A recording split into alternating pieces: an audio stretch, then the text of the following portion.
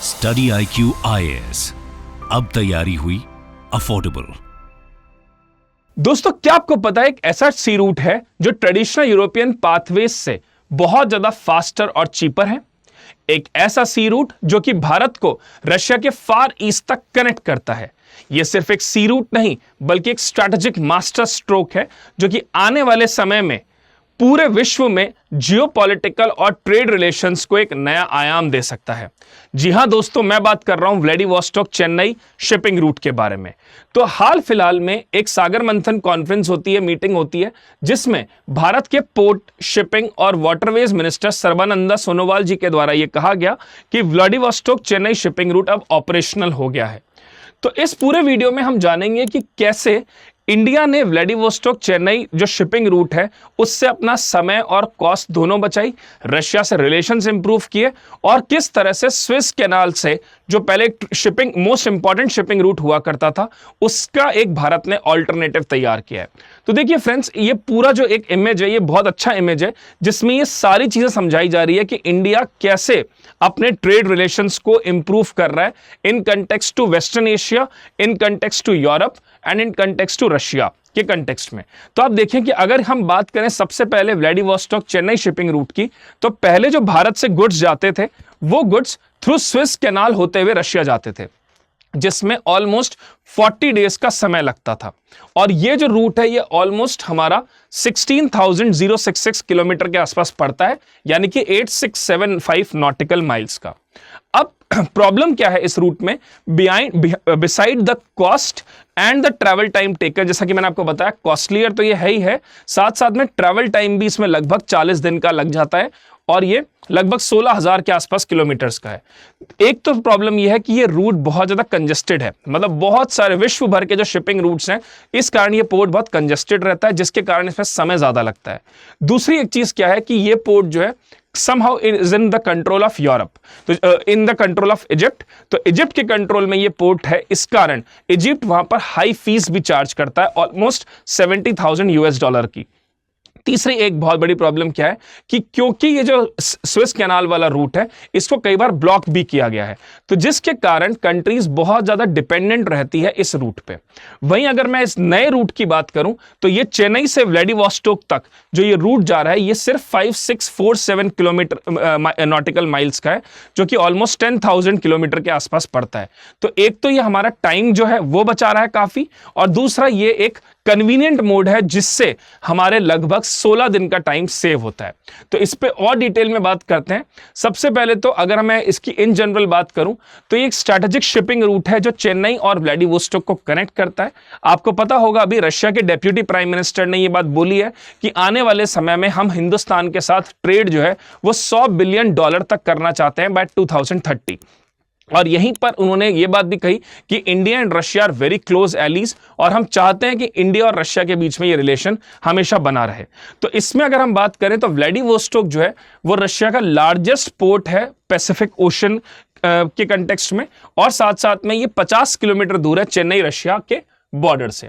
अब अगर हम इस पे बात करें कि स्ट्रैटेजिक इंपॉर्टेंस क्या है इस कॉरिडोर की, इफ आई टॉक अबाउट कि ये व्लादिवोस्टोक चेन्नई मैरीटाइम कॉरिडोर की स्ट्रैटेजिक इंपॉर्टेंस क्या है, तो देखिए क्योंकि ये चेन्नई से चल रहा है पोर्ट, तो ये इंडिया के पारादीप और वाइजैक पोर्ट को भी कनेक्ट करता है। तो अगर कोई चीज हमें लगता है कि जो उड़ीसा से या वाइजैक पोर्ट से हम थ्रू रशिया भेजना चाहते हैं तो हमें उन गुड्स को चेन्नई भेजने की जरूरत नहीं है, हम वहीं से थ्रू पारादीप एंड वाइजैक उस गुड्स को भेज सकते हैं। दूसरी चीज, बहुत ही स्ट्रैटेजिक मैरीटाइम रीजनल एरियाज को ये कवर करता है, जैसे कि Sea of Japan, South China Sea, Strait of Malacca, Bay of Bengal obviously, and Andaman and Nicobar का आर्चिपेलेगो। तो ये पूरा जो एरिया है ये इसके अंतर्गत कवर होता है। अब अगर हम बात करें ट्रैवल टाइम और कॉस्ट बेनिफिट की, देखिए फ्रेंड्स यहां पर है ना हमें एक चीज समझनी होगी, सिर्फ ट्रैवल टाइम और कॉस्ट बेनिफिट तो एक बहुत इंपॉर्टेंट क्राइटेरिया हो गया, दूसरा एक बहुत बड़ा क्राइटेरिया यह भी है कि इजिप्ट का चाइना के साथ रिलेशन बहुत क्लोज है, और जो one belt one road initiative और जो चाइना का ओवरऑल जो बॉर्डर रोड इनिशिएटिव है उसमें भी इजिप्ट ने चाइना को सपोर्ट किया है। और कहीं ना कहीं इंडिया ये बात जानता है कि इजिप्ट का जो रिलेशन चाइना के साथ है वो बहुत क्लोज है। इसलिए ऑल्दो कभी ऐसा हुआ नहीं है कि स्विस कैनाल पे इजिप्ट ने हमारे लिए कोई प्रॉब्लम क्रिएट की हो, लेकिन अंतरराष्ट्रीय रिश्तों का कोई भरोसा नहीं होता।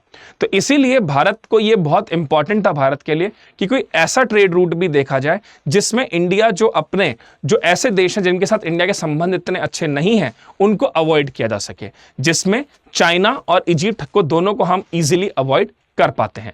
तो अब बात यह आती है कि इस कॉरिडोर का लगभग 10,300 किलोमीटर के आसपास का ये एरिया होगा और ट्रैवल टाइम 40% तक रिड्यूस हो जाएगा in comparison to traditional route. तो अगर हम बात करें तो अगर जैसे 10 से 12 दिन लग जाएंगे अगर नॉर्मल क्रूजिंग स्पीड से जाते हैं तो, और 12 से 14 दिन लग जाएंगे अगर स्लो स्पीड से जाते हैं तो। करंटली जो रेड सी रूट है या हम स्विस कैनाल रूट की बात करें, it will take almost 48 days for shipment because of congestion and crisis. तो लगभग 16 दिन का हम लोग टाइम स्पेन यहां पर बचा के चल रहे हैं। और अभी अगर देखा जाए तो स्विस कैनाल भारत के 50% ऑफ एक्सपोर्ट और 30% ऑफ इंडिया का जो इंपोर्ट है वो इस थ्रू स्विस कैनाल के आता है।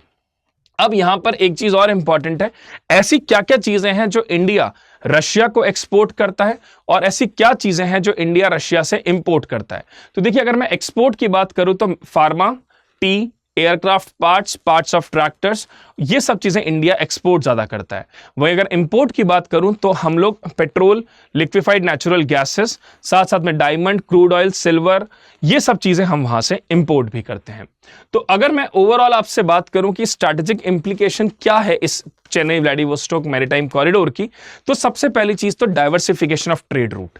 देखिए, पूरा विश्व स्विस कैनाल से ही ट्रैवल कर रहा है, चाहे वो Asian countries connecting to Europe हो या एशियन कंट्रीज जो है उनको यूरोप के साथ साथ फार ईस्ट रशिया तक जाना हो, तो पूरा जो कनेक्टिविटी है स्विस कैनाल के थ्रू जा रही है। जैसा कि मैंने आपको बताया कि वहां पर कंजेशन बहुत रहता है, कॉस्टलियर प्रोसेस है, टाइम टेकिंग प्रोसेस है, और वो एक तरह से इजिप्ट के कंट्रोल में है, जिसके कारण इजिप्ट एक तो हाई फीस पे करनी होती है, और कई बार ऐसा किया भी गया है जब स्विस क्राइसिस आई थी जिसमें कई बार स्विस कैनाल को ब्लॉक भी किया गया, बंद भी करा गया है। तो उस पे अपनी डिपेंडेंसी कम करने के लिए ये एक बेहतरीन रूट है। दूसरा, जियोपॉलिटिकल क्राइसिस को मिटिगेट करने का, जैसा कि मैंने आपको बताया कि बहुत बार वॉर क्राइसिस की वजह से स्विस कैनाल को ब्लॉक किया गया है, तो कहीं ना कहीं ट्रेडिशनल मैरीटाइम रूट्स में ये प्रॉब्लम होती है। लेकिन अगर हम इस रूट से जाएंगे तो यहां पर हम लोग बहुत हद तक जियोपॉलिटिकल क्राइसिस को अवॉइड कर सकते हैं। तीसरी चीज, इंडिया रशिया रिलेशन। जैसा कि मैंने आपसे कहा कि इंडिया रशिया के डेप्यूटी पीएम ने यह बात कही है कि भारत हमारा सबसे क्लोज एली है, भारत हमारा सबसे इंपॉर्टेंट फ्रेंड है। तो वहां पर इंडिया और रशिया का जो ट्रेड है, जिसकी बात भी कही गई कि 2030 में जो $100 बिलियन तक हमें उस ट्रेड को लेकर जाना है, वो भी इस चीज को बहुत एक इंपैक्ट करता है, बहुत पॉजिटिविटी की तरफ लेकर जाता है। और कहीं ना कहीं इंडो पैसिफिक एरिया में इंडिया की जो एक्ट ईस्ट पॉलिसी है उसके तहत इंडिया की प्रेजेंस को स्ट्रेंथन करता है, और जो इंडो पैसिफिक पॉइंट्स है वहां पर इंडिया की प्रेजेंस को डोमिनेटिंग इफेक्ट ये प्रोवाइड करता है। साथ साथ में सिर्फ आप इंडिया के कंटेक्स्ट में मत सोचिए, ये भी देखिए कि रशिया के लिए भी ये कितना इंपॉर्टेंट है। रशिया जो हमेशा वेस्टर्न सैंक्शंस की वजह से परेशान रहता है, रशिया जिससे बहुत सारी कंट्रीज अपने ट्रेड रिलेशंस कई बार बैकआउट कर चुके हैं, वो रशिया भी एक energy starved south Asian economies को एनर्जी सप्लाई कर सकता है through liquefied natural gases and through supplying of important components. अगर हम बात करें इसके साथ साथ में India middle east Europe economic corridor की, इसके बारे में भी सोनोवाल जी ने कहा कि India middle east Europe economic corridor भी एक बहुत ही स्ट्रैटेजिक और बहुत इंपॉर्टेंट इकोनॉमिक कॉरिडोर है, जो कि G20 समिट में डिस्कस हुआ था। अब आप देखिए, उस वाले कॉरिडोर में उससे हमने इजिप्ट को और चाइना की one belt one road initiative को काउंटर किया। यहां पर हम वेस्ट एशिया से कनेक्ट होकर यूरोप तक जो पहुंच रहे हैं, इसमें हम पाकिस्तान को बाईपास कर रहे हैं।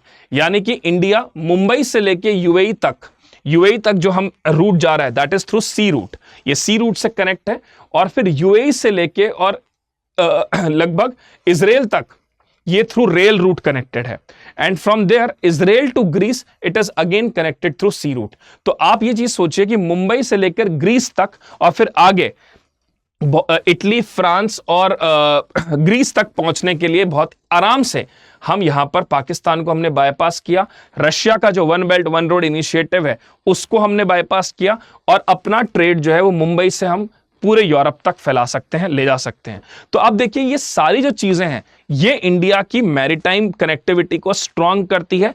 इंडिया की जो डोमिनेंस है सी रूट में उसको स्ट्रेंथन करती है। तो ये G20 समिट में IMEC इंट्रोड्यूस किया गया, जिसमें UAE, Saudi Arabia, Jordan, Israel और यूरोपियन कंट्रीज में के थ्रू हम लोग ट्रेड कर पाएंगे, जो कि ऑलमोस्ट 4800 किलोमीटर रूट है, combining rail and sea route. और इसमें इंडिया और ग्रीस इसको कोलैबोरेटिव अप्रोच से आगे बढ़ा रहे हैं। अब इसके संदर्भ में एक दो बातें इंपॉर्टेंट है, जो कि स्ट्रैटेजिक कनेक्टिविटी। सबसे पहले तो diversification of trade route, Swiss canal के थ्रू हमें जाने की जरूरत नहीं है। ये मिडिल ईस्ट और यूरोप से इंडिया को कनेक्ट कर रहा है। इंडिया और वेस्टर्न रिलेशन, एशियन के बीच रिलेशन इंप्रूव कर रहा है, जिसमें इंफ्रास्ट्रक्चर, बेहतर एम्प्लॉयमेंट, बेहतर कनेक्टिविटी, इन सब चीजों को प्रोवाइड किया जा रहा है। और आने वाले समय में जो एनर्जी स्टार्व्ड हमारा साउथ एशिया है, उसको यहां पर एनर्जी नीड्स भी पूरी हो पाएंगी। साथ साथ में जो वेस्टर्न एशिया और यूरोप की इकोनॉमीज हैं, उनको भी इंडिया जैसा एक नया मार्केट मिलेगा। ऑल्दो मैं ये नहीं कहूंगा कि नया मार्केट मिलेगा, लेकिन एक ऐसा मार्केट मिलेगा जहां पर वो ट्रेड एक फास्ट रूट के थ्रू कर सकते हैं। इसके साथ साथ में अगर हम बात करें इसके जियोपॉलिटिकल सिग्निफिकेंस की, तो सबसे पहले तो रिड्यूसिंग डिपेंडेंसी ऑन चाइना। जैसे मैंने आपको कहा, चाइना का बेल्ट एंड रोड इनिशिएटिव है, उसका भारत ने एक ऑल्टरनेटिव निकाला है, और भारत अपनी रीजनल कनेक्टिविटी को इस पोर्ट के थ्रू स्ट्रॉन्ग करता है। दूसरी चीज, रीजनल इन्फ्लुएंस को भारत बेहतर करता है, मिडिल ईस्ट के साथ कनेक्ट करके, यूरोप के साथ कनेक्ट करके, और कहीं ना कहीं जो चाइना और पाकिस्तान का इन्फ्लुएंस है, उसको इंडिया पूरी तरह से चैलेंज आउट करता है।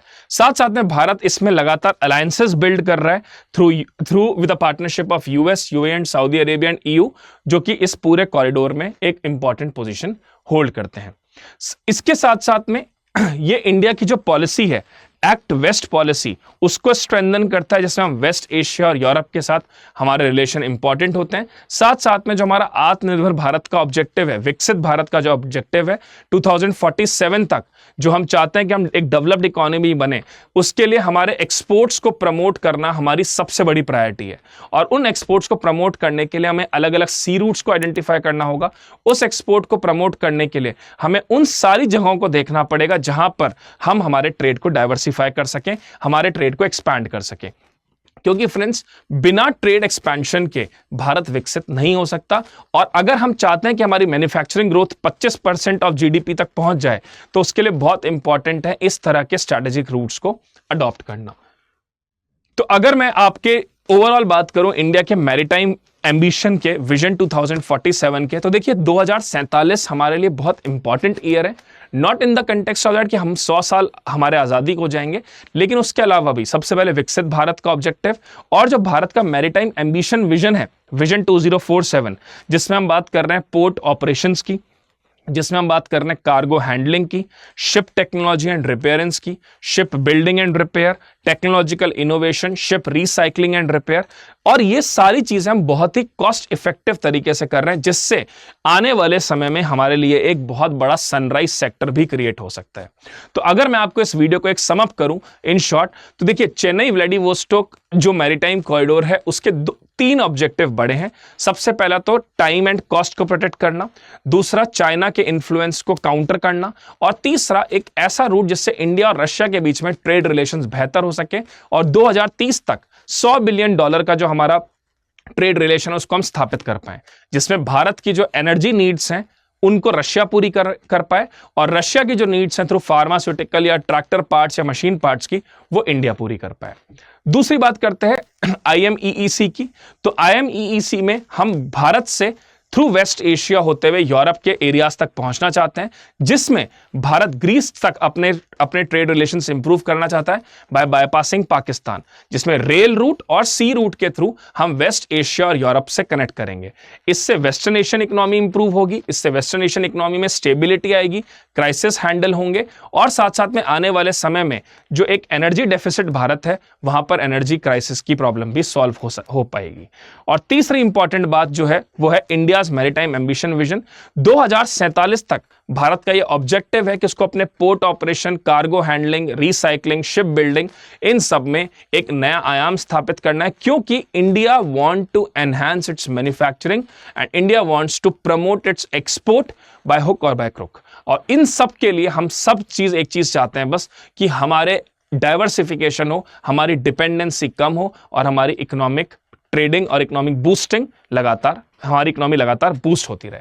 तो गाइज, ये हमारे आज का वीडियो था। एक बहुत इंपॉर्टेंट अनाउंसमेंट है आप सबके लिए दिन में रोज 2:30 बजे मंडे टू सैटरडे मैं आपके लिए बनाता हूं इकोनॉमी के करंट अफेयर्स, जिसमें हम हिंदू और इंडियन एक्सप्रेस की मोस्ट इंपॉर्टेंट इकोनॉमी न्यूज को डिस्कस करते हैं।